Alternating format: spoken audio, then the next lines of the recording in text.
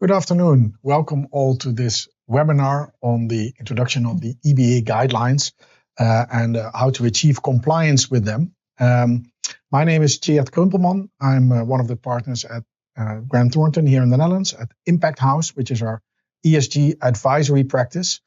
And I'm joined by three amazing colleagues from all over Europe, actually, with different backgrounds and different expertise. I'll introduce them shortly, or they'll introduce themselves shortly. But first, some housekeeping rules. If you want to use the subtitles, you can scan the QR code, and something will happen, and you will be able to view this webinar with live subtitles. We have a few polling questions during the webinar, 3 of them, so you're really invited to use them to state where you are or to answer those questions. And we have a Q&A session at the end. So please feel free to send in any question you have during the webinar. We will probably cover all of them at the end. And if there's no time, then we will reach out to you separately after the webinar to answer your question. We will also be sharing the slides with all of you. And this webinar is being recorded, so you can look at it again or share it with others. Having said that, let me first introduce these 3 colleagues and panel members, as I said, from different GT firms across Europe. First, Chantal, can I start with you? Can you introduce yourself? Of course, thank you. So my name is Chantal. I'm a managing director in advisory in the Belgian office. A long time ago, I started at KPMG as an external financial auditor. After that, I moved to internal audits. First in a fixed position within SD Works, a Belgian HR provider. And as of 2016, I'm advising clients, mainly in the financial service sector, on internal audit and risk management. So thank you for having me. A lot of experience in the banking sector then. Thank you. And Arno, well, we know each other. Well, we all know each other, but Arno is a colleague of mine here in the Netherlands. Arno, can you introduce yourself? Yeah, so good afternoon. My name is Arno Kroese. I recently started as a partner here in the Netherlands at Grant Thornton for the business and digital risk services practice. Before I joined Grant Thornton, I have more than 25 years of experience. First at the Big Four, starting in financial auditing, IT auditing, also being a risk manager at a health insurance company. And the most recent years, I actually helped a lot of my clients in the advisory practice to increase their in control on digital and operational resilience related to the Digital Operational Resilience Act. The DORA. The DORA, yes. For the fans, right? Yes. And Janice, welcome for you as well. Thank you, Tjeerd. Great to be back in the Netherlands, I say, because I suppose I've been with Grant Thornton for 4 years. I'm a partner in the Irish practice, leading out on sustainability. But prior to that, I actually worked for a Dutch firm for many years. So LeasePlan previously, now Avens. And so it's obviously a great pleasure to be in the office with you guys today and with everybody online. So yeah, my background is mainly on the financial services side, working in treasury, strategic finance, led a green bond development program and was global head of sustainable finance. And indeed, then integration of climate risk became part of my remit within Avens. So I think I sit here today as someone who's worked in industry and now brings it into practice. And that's what I do with my clients, both in Ireland and across our global platform, integrating climate ESG related matters, primarily for financial institutions. So delighted to be here and to discuss this with you guys today. Great. Looking forward to this. To get to know the audience just a little bit, we have a poll question prepared. And the question is should be on your screen now. How prepared is your organization to meet the EBA's new ESG risk management expectations? And there's 4 answers. You'll see them on the screen. If you're fully compliant, I would encourage you still to stay in the webinar. Perhaps you'll hear something new. If you're not yet fully compliant, definitely stay here. We're going to talk you through it and see what tips and tricks we can share on these EBA guidelines for embedding ESG risk management. I want to talk a little bit about Grant Thornton, just very briefly. Global firm, That's why I think it's good that we have representation from different countries here in Europe, especially on these guidelines or regulatory frameworks for banks. They're similar for all of us in Europe, so we can learn from each other. I know Janice has done a lot in the Irish practice already.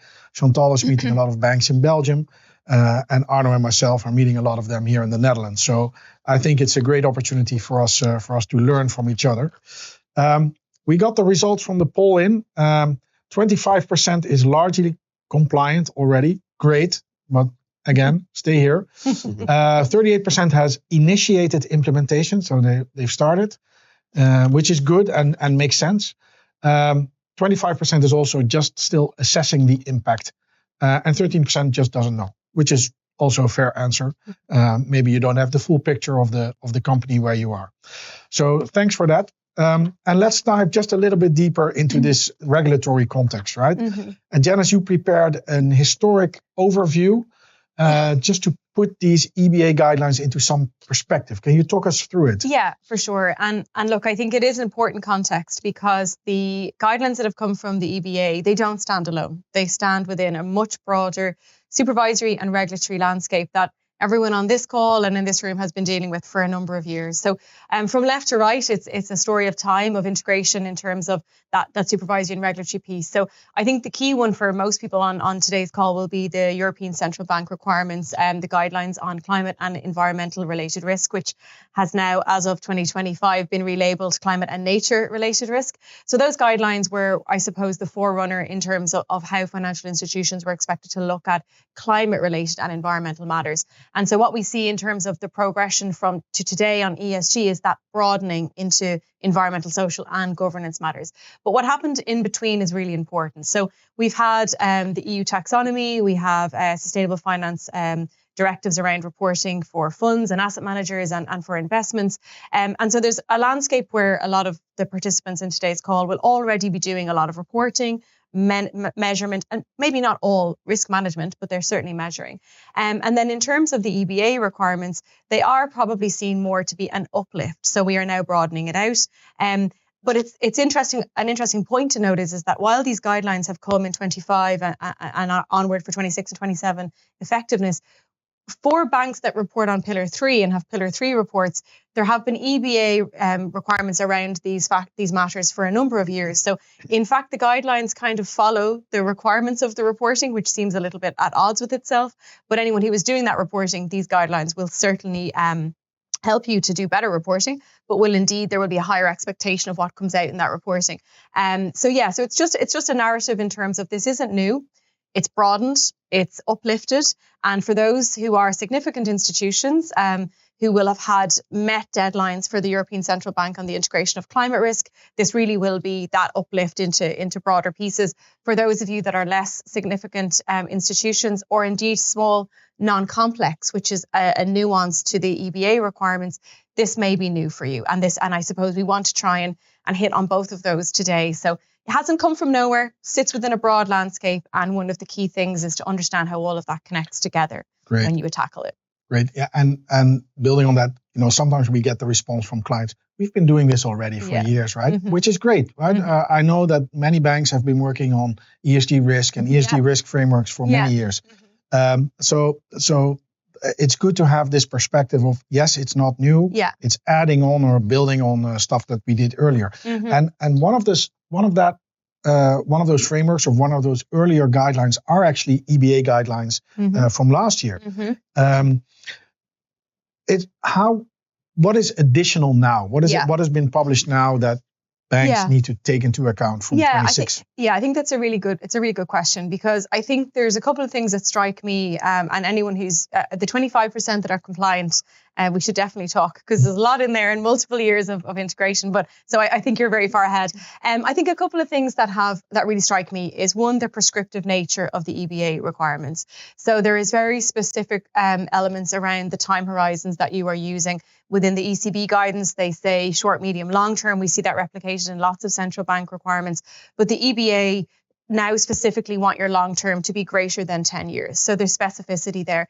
There's a huge focus on materiality. Materiality starts everything. And whilst that's always been the case in terms of the other requirements, this is very clear call out. And the integrated nature of how these guidelines work together is a really key call out, and that is a difference. It may feel like in other guidelines you can just sort of tick. These do require quite an integrated look. And then I think it brings in areas such as transition planning linked to prudential requirements, which, again, extends beyond what we might know about transition planning. The other thing, and we talked about this ourselves earlier, and we've talked about it before, is the EBA, unlike the ECB, which wouldn't have been able to do it at the time, given that we had different staging of regulatory requirements, the EBA do look at the Corporate Sustainability Reporting Directive within these guidelines as well. They do look at double materiality. And so there's a connectivity that's different. So that's the guidelines themselves. The other key call out is that the guidelines are separated into two pieces. So there's the core integration guidelines, as I would call them. That's across the firm or the business. But then there was a separate guidance given around scenario analysis. So one of the requirements within the guidelines themselves is stress testing, resilience testing, and scenario analysis. The EBA have now also given a guideline on that, which is effective in 2027. Interesting, two things on that to note. One, it's not that they've said they won't expect scenario analysis on social matters or governance. They just acknowledge there may not be the data there to do that, and it will come in time. And then the second key call out is that the scenario analysis for the first time gives us what good looks like. We've been asked to do it under lots of frameworks, and this does give a much more prescriptive guideline to it. So there will be an inevitability of everyone on this call and others integrating it, where some of this will be new and some of it will be giving more formalized application to some of the things that are already in place. But also good to know that it does link to existing frameworks. It links. It's really important. Yeah. And that is also, I think, a great kind of opening to the risk experts, and I'm looking at Arno and Chantal here, because from our perspective, and Janice, you are my background is maybe more on the ESG or on sustainability related topics, but from a risk perspective, integrated risk management is nothing really new, as I understand it, right? So maybe Arno, could you talk a little bit about what integrated risk management is and what does it look like from your perspective? Yeah, so I see a lot of similarities. If you look at this EBA guideline, the scenarios that you're talking about, I see a lot of similarities to prior guidelines, European guidelines. If I go back more than 10 years ago, we had more like the financially driven guidelines on Basel, but also in the insurance segment, the solvency scenarios. I told you I recently helped a lot of organizations becoming compliant to the DORA regulations. And there you also need to do a lot of testing, resilience testing on how resilient is your company to IT risks, cyber risks. So there's I think a lot of similarities.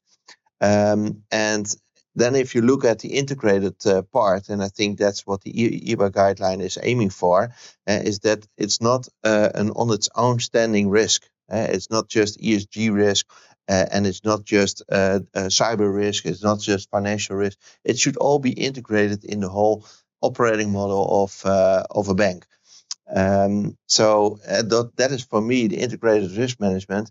That it is managed risks. All kinds of risks are managed on a daily basis in one, maybe uniform framework within the bank on a uniform level. Mm-hmm. And Chantal, have you seen some best practices maybe in the Belgian market on how this integrated risk management, not necessarily ESG, but integrated risk management, how does that work in practice? Yeah, indeed, I fully agree. It's all about really embedding it into the organization, and where we definitely see some good practices. They all share the same characteristics. For example, tone at the top. It's so important to really have tone at the top. Management that really uses a risk to steer their decisions instead of just looking at just to comply. So that's one of the things. Another thing is really closely collaboration between first, second, and third line. So really having compliance, internal audits, closely collaborating. So as a common ground, we see if it's really used more than just for regulatory compliance, that really makes a difference in the organizations. And so now we're introducing, or maybe not introducing, it was here before, but now we're kind of touching upon that for ESG risk management, but you're also saying for other types of risks, we've been doing this integration already. Indeed. Okay, great. And Arno, you brought a model on this integrated risk management even. Could you talk the audience a little bit through the model that we're seeing here? Yeah, so if you look at risk management in general, and that's why also ESG is in brackets here, because this is similar to all kinds of risk. It all starts with having a good awareness of what your organization does and how it functions within a larger environment. And in that environment, well, there can be a lot of external threats, risks, but also internal risk. And it starts with identifying those risks and being aware of those risks, and then in the end translating those to measures to cover those risks. And next steps, of course, you want to monitor whether these controls, these measurements, are fully effective actually. And what you like to do is not having risk management as a sort of separate department or separate staff within the organization, but have it integrated in the daily operations. And is that the cycle that we are looking at here? And Chantal, does that work the same for other risk types? Do you walk the same cycle? Yeah, indeed. So this is the same as done for every other material risk identified. So there is a large overlap with other risk, and it's not that ESG should be seen as a standalone, separate kind of risk. They really should be integrated. For example, if you reflect it to credit risk, it should really be taken up till the level where a credit is decided upon, taking all those factors into account. And one of those factors where credit is decided on should be ESG, or how sustainable is this loan? Because it really can have an impact on the ability of paying back, for example, loans. Okay. And maybe Janice, have we seen this at our client level as well, where they've embedded it in the way that Arno and Chantal are describing it? Yes, we have. And I think that, like, for the most part, what we would have seen and what we do see is the application of ESG due diligence questionnaires. So sitting alongside the loan applications or within annual reviews, credit reviews, for instance, and those have been brought in alongside the broader credit view. So again, your point in being, what is credit? It's the ability to pay a liability due. So you need to understand not just how the business is operating and its operating environment in a traditional sense. You need to understand how that intersects with supply chains, climate threats, etc. So we do see very good examples of that. I think the more integrated version of it is perhaps seen in those institutions where, from a significance level, they've had the requirements around the ECB, integration of climate into credit processes, and there is definitely a journey somewhere on. But the use of ESG due diligence questionnaires, which is also highlighted within the EBA requirements, which is that, you know, you have to be able to understand on a granular level what the risks are. So definitely in use and being brought through to decisioning committees, etc. Okay, great. It brings us to our second poll question for the audience.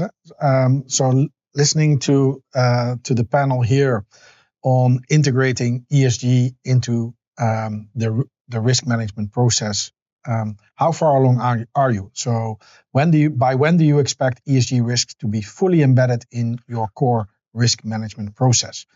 And the answer is either already embedded, great, keep going. Within the next 12 months, maybe it will take 1 to 3 years, or you just don't know yet. It's still uncertain, which could be the case because it's also still developing. Look forward to your responses. We want to deep dive a little bit more into the topic specifically of the ESG risk management and covering what is expected there in relation to EBA guidance. And we're going to focus, we're going to mention an example later on social risk, but we're going to start with, nature and social combined and what are really the expectations. And Janice, you brought a slide Can you talk us through this slide a little bit? Absolutely. How does this work? Absolutely. And look, it may seem a bit strange that we've picked out just nature and social into one slide and brought them together, but I think they illustrate two very good points around the requirements on the integration. So in the first instance, if we just focus on why nature is there. So nature would have been previously covered if you were under the ECB guidelines, under the environmental piece, so climate and environmental related matters, now climate and nature. Nature risk and whether it exists for institutions will be very much dependent on what their book is made up of, how much corporate lending they have, how exposed they are in terms of supply chains, etc. But it's really important to understand whether or not you have exposure, and really that materiality piece is important. And that's new, and people worry about that in terms of data, in terms of understanding it, in terms of frameworks. How do we go about it? So it's here because it's new, and it is something that every institution will have to get comfortable at a minimum undertaking the materiality assessment and doing that in a way which will allow you to qualify in or qualify out nature. So that's why nature is there. It's new. It's something that has to be tackled. Social is a very interesting one because it's called out within this EBA guidance as though it's something new and it's a pillar and it's this. Social is inherently integrated in every bank. There's a social license to a bank. It supplies capital to people like us. It supplies it to businesses. It has a responsibility. And so social aspects are often very, very prevalent across a bank. They are in pockets in different places. So customer journeys, proposition development. I know we talked about that earlier. And then they will come across in terms of maybe the green agenda and, knock on or amplification around decisions that are made around climate lending, for instance. However, within the EBA framework, and the way to think about it is there is a focus that's required in terms of bringing that all together to understand, first of all, do you have any social blind spots? I mean, that's what a regulation like our supervisory requirement like this is inevitably looking to unearth. Do you know what is the risk for your business? It may be inherently integrated across reputation, across strategy, lots of places, but actually bringing it together into something more formalized, setting out what you think your risk is, and actually maybe testing your risk appetite around it and testing how you manage the risk. So that's why the two of them are there. One is new and one is inherently integrated, but actually needs to be looked at in a new way. Let's put it like that. And so on the left-hand side, we're just going through what the requirements are. There needs to be an assessment of that materiality, looking at impact on strategy, having the appropriate internal governance around it. Of course, risk management frameworks, we've talked about having a central framework that it has to fit as part of the enterprise risk management framework itself. And then in terms of integrating, it's, data, metrics. The thing about nature is people will say, we don't have any information on nature, that's new. And yes, it has to be built. On social, it could be the other thing, you have too many. What are the right ones? Like what's the right indicator? What's the right KPI to be looking at? And so that's really important. And as I said, looking at them in these very structured way will allow that to happen. And then it's effectively inevitably understanding the drivers of the risk, the transition channels, how that's coming through, dependencies and impacts, and then making sure you have that structured assessment approach, documenting it. This is a supervisory requirement. It will also allow you, I mentioned the EBA reporting and that it will also allow your enhanced reporting there, defining those risks, and then aligning your methodologies. And I might bring this up now. One of the things that is really important is to make sure you have aligned methodologies, because you will have an assessment of potentially biodiversity or nature and social within CSRD that will fit over specific timelines in line with the directive as it would have been set out. So short, medium, long term will look a lot shorter than they will under the EBA. You will assess climate risk in a very formal way under your ECB requirements, and it may or may not link depending how your ESG risk framework is pulled together to your CSRD. And now you have this EBA requirement. And so just doing an assessment, and I know you mentioned before stepping back and looking at how everything works, just doing that assessment will allow you to align the methodologies. So just an important call out here to really get behind some of those, but knowing that the key takeaway is in all cases, understand what's material, have the right frameworks that will allow you to make strategic decisions and to embed in line with your risk appetite. Chantal, before we go to you, I want to share the results of the poll because prior to Janice's answers, the audience was very confident that this was already embedded. Oh, wow. Over 50% said it's already embedded, which is great. Yeah. And again, we recognize this from our clients. But I wonder in that would the view on embeddedness change now when you think about how social is embedded, but how we'll see. Yeah. And the rest is either within the next couple of months or 12 months or next 3 years. So and again, I think we've stated this is a continuous process. We'll get back to that, but maybe Chantal, from your perspective and experience, so listening to Janice and all these other frameworks that we are familiar with, what is the big difference? What is the novelty here? Well, if we take a look at this slide, I mean, identifying, assessing risks, establishing, taking measures to limit the risk. So it's not that new. It's just finding the right measures and taking that angle. Excellent. And Arne, are you worried at all when you visit clients or banks? Because I sort of get this impression as well. It's nothing new. We've been doing this already. But still, when we dive deeper into it, sometimes we see there's not so much methodology, or the frameworks don't align really well, or departments are doing totally different things. What is are you seeing, is this all covered, or are you worried sometimes? I'm not that worried so easily. But I think the biggest difference here is a lot of organizations do have this kind of model in place. The biggest challenge will be is that there are so many risks that organizations need to pay attention to.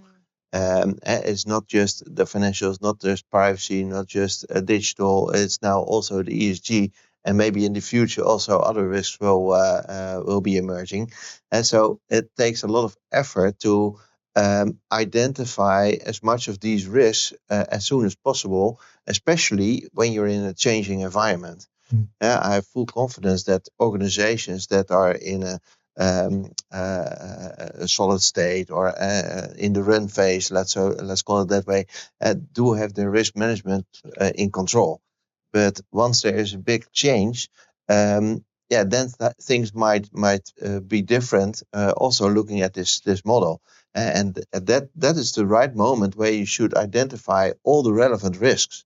And then it can be a lot of different risks that you need to pay attention to. And well, you already mentioned the risk appetite. To give, for instance, a very small example, if you look at investments, a few years ago, it was not done to invest in the weapon industry. But due to all kinds of geopolitical developments, that has changed. And that has definitely changed in the risk appetite. And that goes through the whole risk management cycle, actually. And then that connects. We dialogue about this.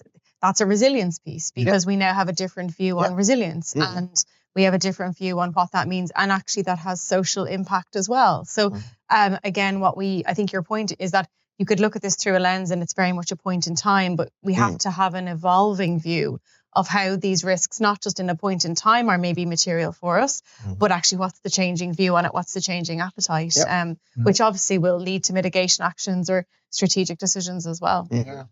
And you mentioned earlier on this evolving view also that social risk has been a part of banking for as long as there are banks. There is a social element to banking, and it's a people business. Many other businesses are as well, but for today the topic is banking. And you brought a sort of a high level example of this social risk materiality assessment. Could you talk us through it? Yeah, and again, people will say they have a lot done, and I do believe, like, when you walk into any institution and say, how do you manage social risk? They will go, that is done. We do it all the time. But I think when we look at the case study of how we did this assessment, or why did we do it, it was that social is just such a large and prevailing cross-cutting risk that in order for this institution to feel very comfortable that they were complying, but also that they were prioritizing the right things. This is why this assessment came, I suppose, into being. So in terms of the objectives, they were really around, yes, with complying, like making sure we're complying with the supervisory requirements, but also making sure that the identification methodologies were consistent, because as I said, there is a social cross-cuts into lots of various areas. And so actually were we looking at this through one lens? And again, there may be things such as green lending and other things that have other social elements to it that just might not be captured. So that was the objectives, to really like formalize that process, because it would allow then a better integration.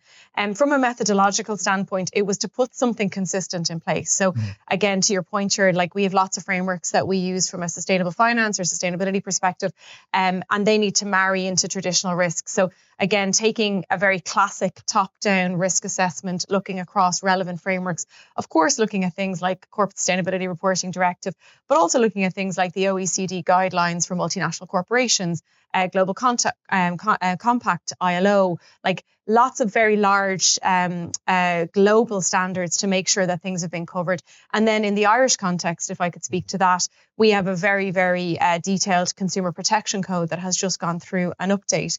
We have very stringent requirements around that, and particularly linked to green products, but just generally, we also have conduct and we have lots of other things locally. So actually bringing all those together gave a very, very good, the social list, the long list was really long, like we did have probably the longest list we've ever had.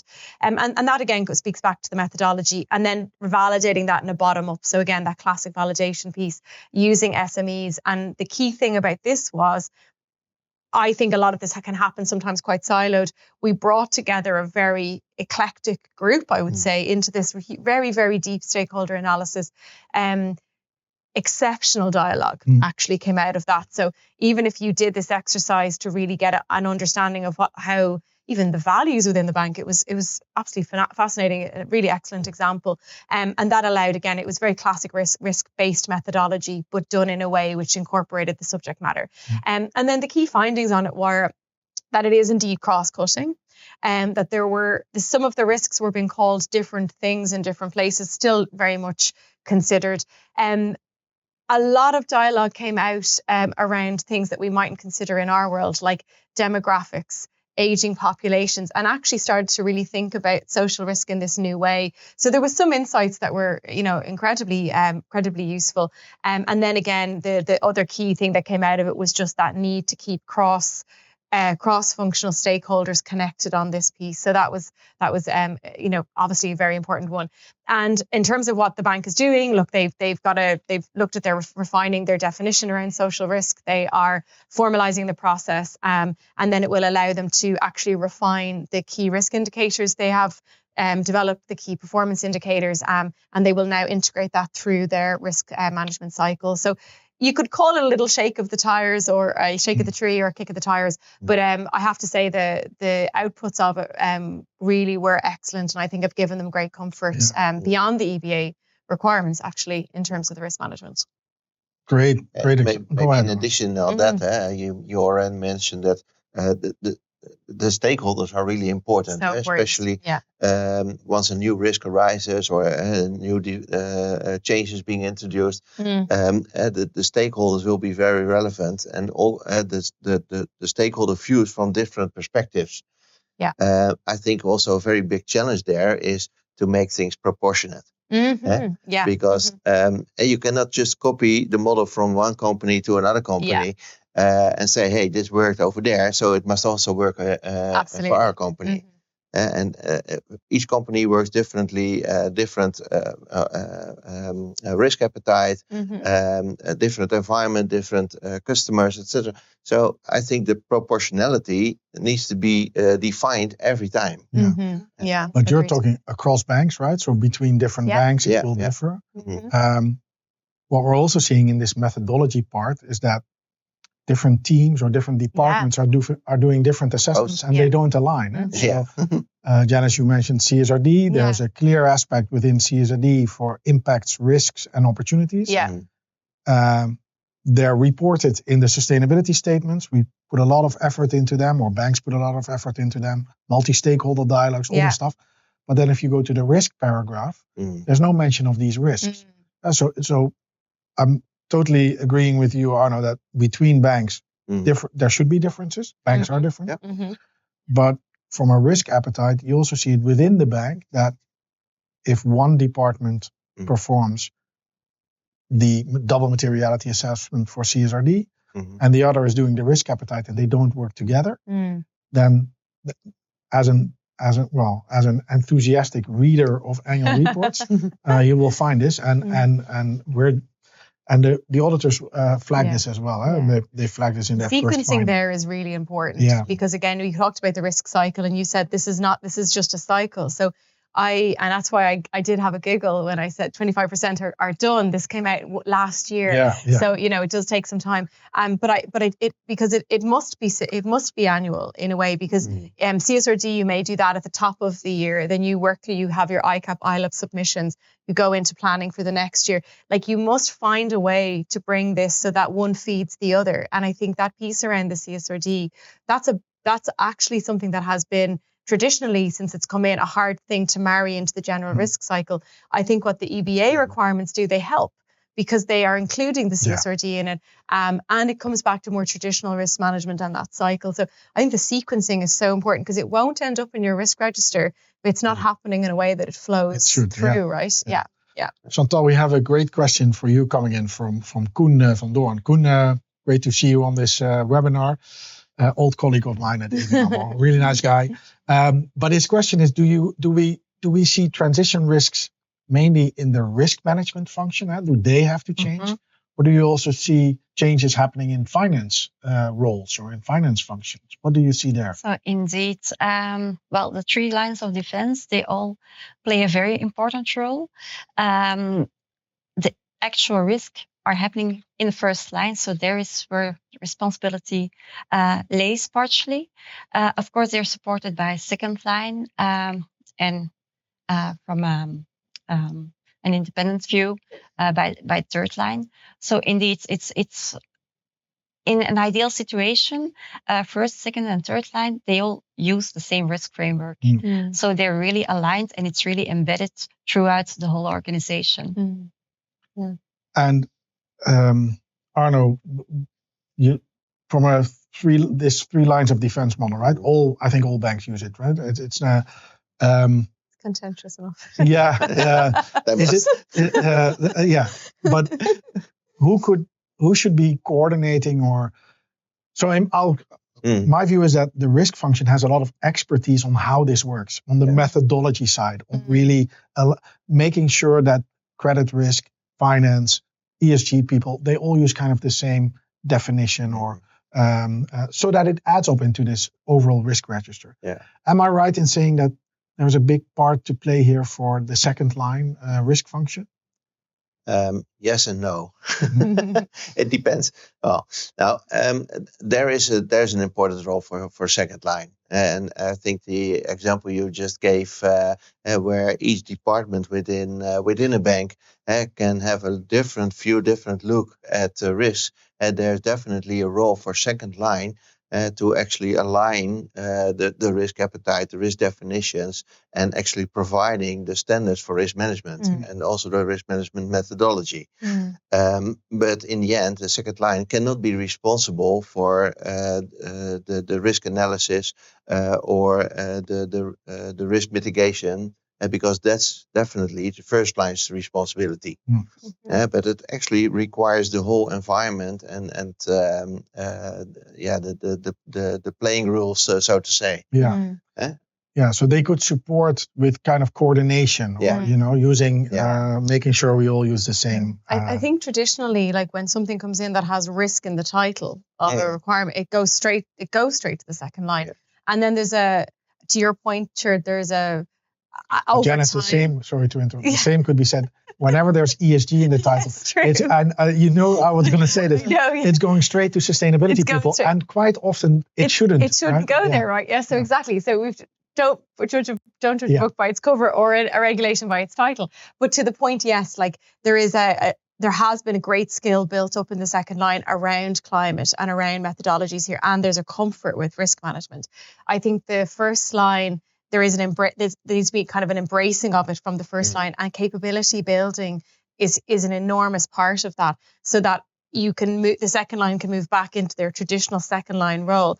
I often talk about a 1.5, this 1.5 role where they can support each other. But I think it is key, and I think getting the first line comfortable to work with this, and it goes back to the bringing in all the stakeholders together. If you bring people in and you have dialogue around it, you begin to actually then see, well, I own that. That's something that I should make a decision on. And ownership then becomes quite a key thing to it, I think. Yeah. And I think there's also another role for second line, being the challenging partner to the whole organization. Yeah.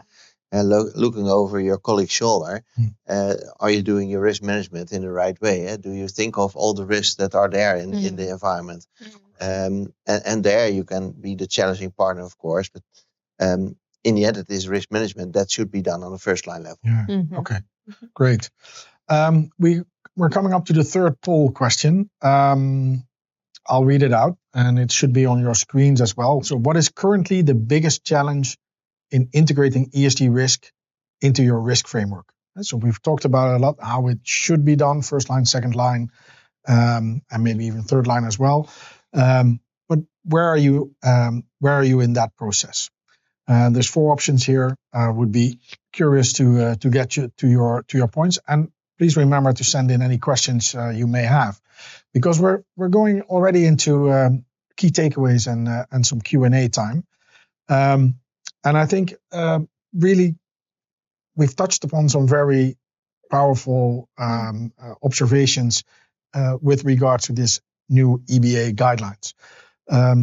But I just want to check in with you. Arno, maybe start with you. What should organizations really do in order to stay in control after this implemented? So many of the audience members have done this, are well on the way. Yeah. What do they need to do in order to stay in control? Yeah, I showed this model, this circle of risk management, where you identify your risk, put your measurements, manage the risks, and in the end monitor your risks. And I think there's actually another step afterwards.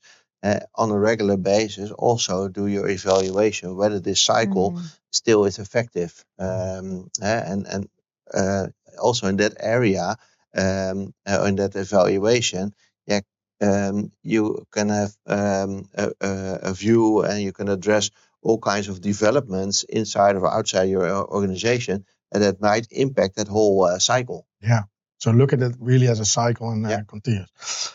And maybe Chantal, the link between credit risk and all these other risks. What would your key takeaway or your advice be on how to do that?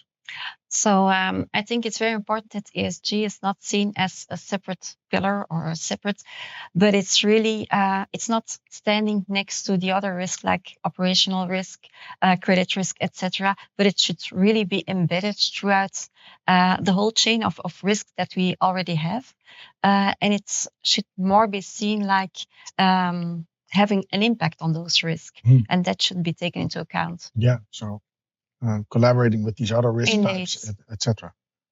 And maybe Janice, from your experience, also looking at banks that maybe are not that advanced yet or starting. Yeah. What would your call to action be for all these banks? Scribbling there was I was separating my thoughts. So I'm going to start with those that are, really don't know where to start, don't know, or are just at early stages of integration.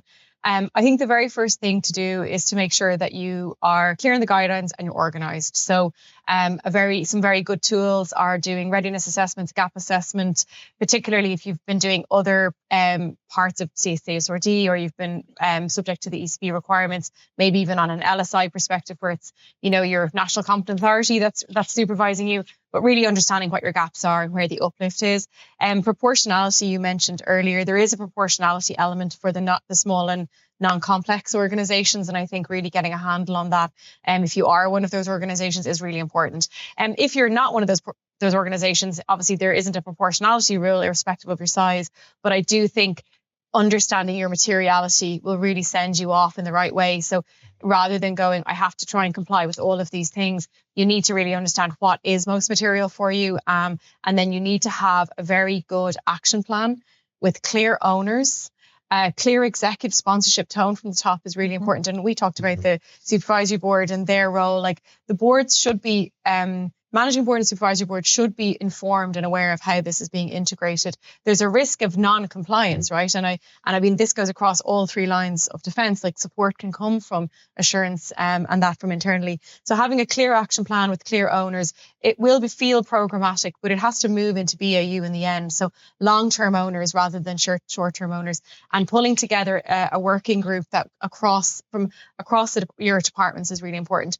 Not dissimilar to how you might do, other stand-ups of programs. So that's if you're really starting out. My call to action, I guess, is get organized, go through it methodologically, and actually set out a plan, knowing that it doesn't have to be perfect as of a certain date. It has to show iterative improvement, and make sure you have a way to measure what that improvement is, and what's most material for you. For those that say they're integrated, I'm very impressed. So that's great. I say that jokingly. I am aware of what the banks in the region are doing. And I do know that many of you have had ESG frameworks, risk frameworks for many years. You certainly have integrated environmental analysis into your stress testing, into capital. So I would see how there would be a lot of confidence. So I think in that, the takeaway I would potentially have, and maybe it's something that you're already doing, it's that read across, make sure that you have done that read across of all the different things you're doing. As you said, CSRD might sit with sustainability reporting or with the finance function.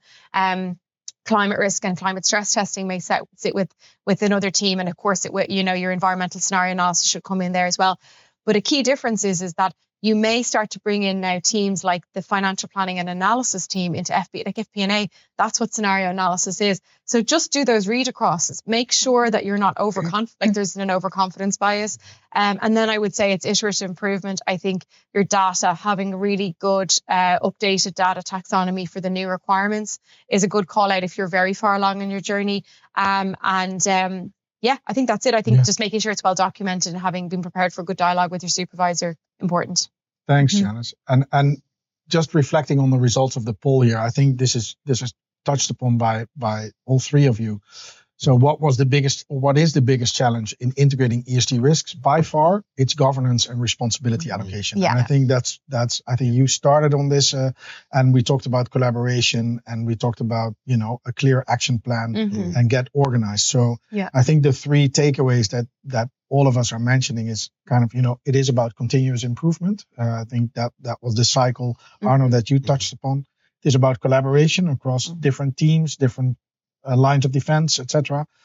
But the call to action that I really echo from Janice is, get started, get organized, and tackle this governance and responsibility right up front, early on, because it will bite you later on in the process if you don't. Thanks so much. Just looking at our wonderful colleagues here to see if there are any further questions from the audience. I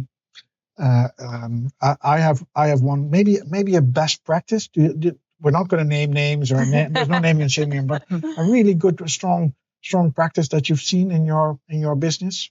I don't know. Any spring to mind? I don't know. Yeah.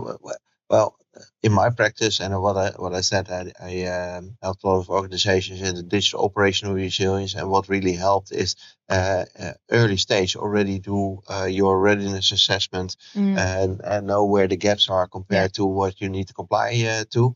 And of course, it's not just only a compliance exercise. It's something you need to have, want to have in your organization internally already. But the guideline actually also provides a lot of practical aid here.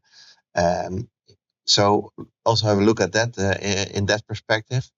And what really helps is defining the roles. So I'm not surprised actually by the outcome of this polling question. My best experience is where the roles and ownership are defined early stage before actually making the organization ready to comply to these guidelines. And that really helps because if you have an owner, and sometimes it's really not easy to define an owner, that will speed up things. Because if that ownership is really felt, then this person is really going to organize things within the organization. The surprise to me is that the answer is not a surprise to me. The governance and responsibility allocation is always a big of a debate. It's about passing the ball or but as we've also been saying, we've been doing integrated risk management for years. It's not a new topic. It's now just adding ESG to it. Yeah. But before this, there were many other risk types that needed to be integrated. Yeah. Why is then governance and responsibility allocation still such a topic, Chantal? Any thoughts from you? Well, I think although there is a big common ground compared to other risks, there are still some things that feel different. And that makes that it's seen as something else. Like, for example, the time horizon that you mentioned. In traditional risk, we see it's short to midterm, but now more than 10 years, it's a change. Also, the data collection and those insecurities make it harder to really find an owner and to get the responsibility. To get indeed responsibility in the right places. To get people to take this responsibility. Indeed. Interesting stuff. We have a technical question for us. Great. I'm going to pass it to you, Jen. But it's related to the nature piece. Now going beyond climate. Yeah. What would your thoughts be on what the regulators expect to see on nature-related risk outside of the materiality assessment? So going beyond the current DMAs. What do you think? I think we've already mentioned it's not perfect. The data is not perfect, but still nature is very prominent in these guidelines. Yeah. So once you recognize it, I guess, is the question, what are you supposed to do with it? So I think in the first instance, once you recognize that it is something that's relevant for you. So we could use something like a corporate book might be a good example.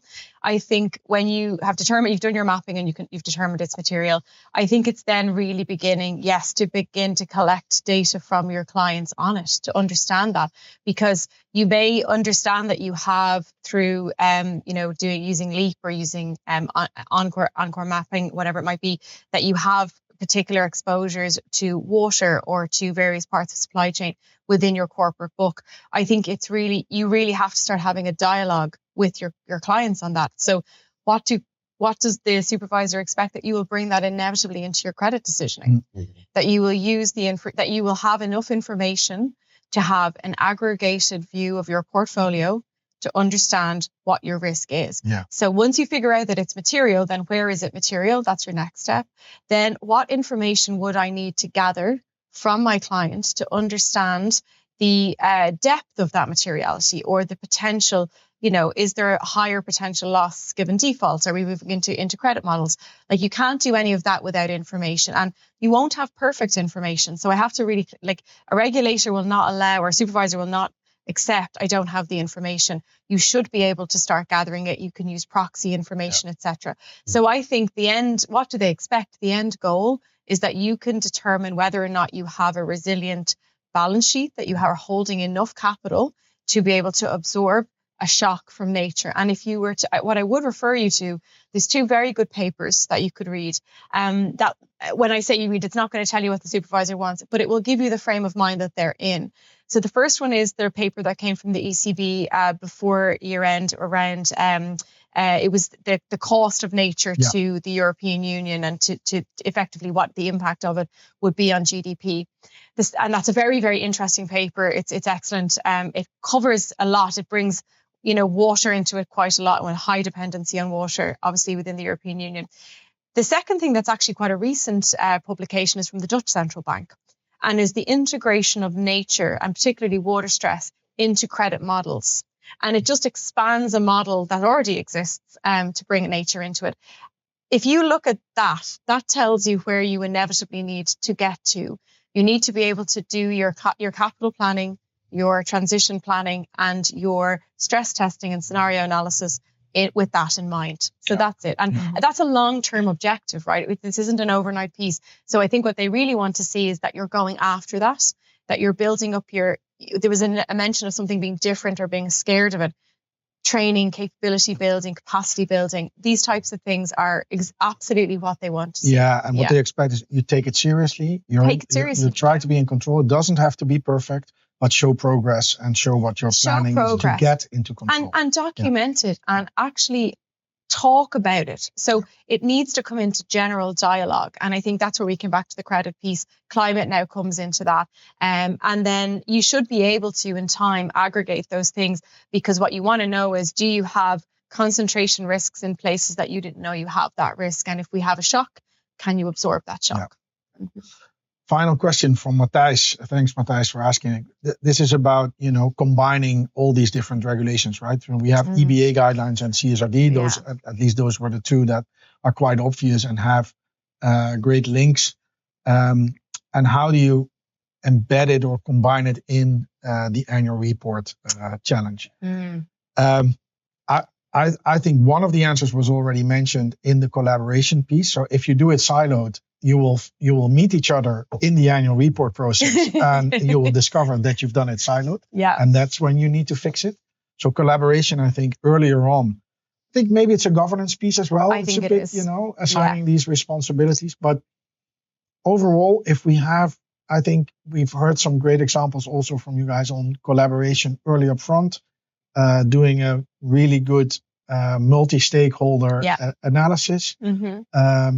Then I think you'll probably discover that EBA and CSRD are quite complementary to each other, right? They are. Yeah. I think it's a governance piece. I laughed when you said they will meet in the annual report. We've often had that, right? And it goes back to my point I think I mentioned around, for those that actually are very far ahead, actually that mapping. Yeah. So bringing in you will have different owners. It makes sense you have different owners of these things, but inevitably, I think and sure you do a lot of this as well, in your annual planning for reporting, you get together for your Pillar 3 kickoff meeting or your annual report kickoff meeting, actually having representatives from each of those work streams together and saying, these sections need to talk to each other.